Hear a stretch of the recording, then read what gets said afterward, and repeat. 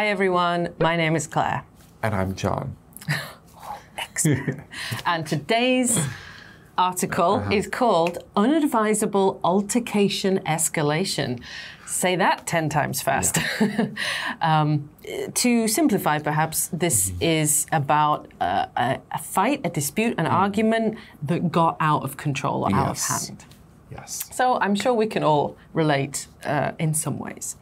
But before we look at the details of these particular altercations, let's think about ourselves. When was the last time you had an altercation in public? So not inside your home, not within a private business or something, out in a public space.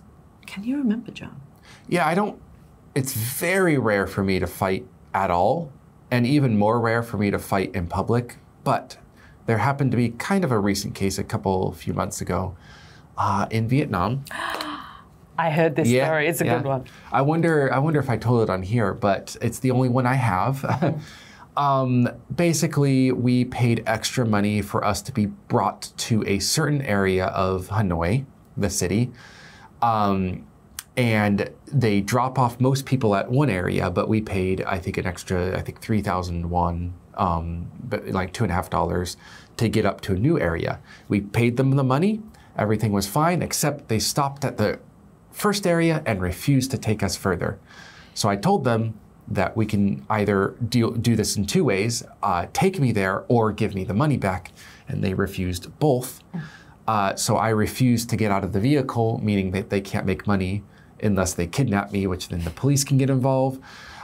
So we very publicly argued. I don't think I raised my voice too much, but I didn't keep it low at all.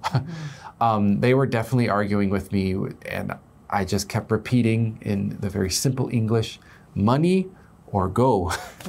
And luckily, there was a Vietnamese person who also spoke pretty decent English. I believe she was with her Canadian husband or boyfriend, I'm not sure. And she translated to them. In the end, they allowed, I shouldn't say they, the company, but rather the Canadian couple allowed us to ride with them in their own personal taxi to go to that area. So in the end, the company still took our money without doing any of the work, which upset me, but it was not worth a longer argument. Wow. Can we move on? An understandable situation, yes. How do you fight for what is right without having an argument with someone? You cannot simply step back when you feel like you've been treated unfairly. Because we have to fight for our right to party. Yes, I guess, yeah, in a way, yes, you were.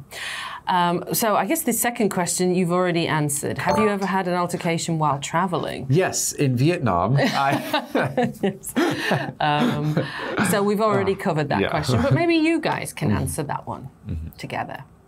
And when you've got through that, I'm sure you are desperate to read about these, actually 3 examples of unadvisable altercation escalations in foreign countries. These people were all traveling at the time.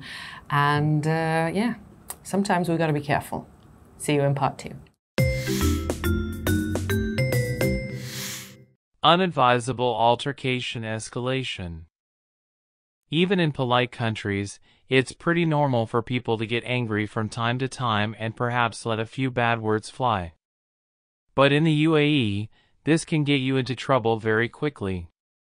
The country's strict defamation laws forbid people from saying anything that might damage a person's honor, even if it's in a private conversation, and even if you're not in the UAE when you say it.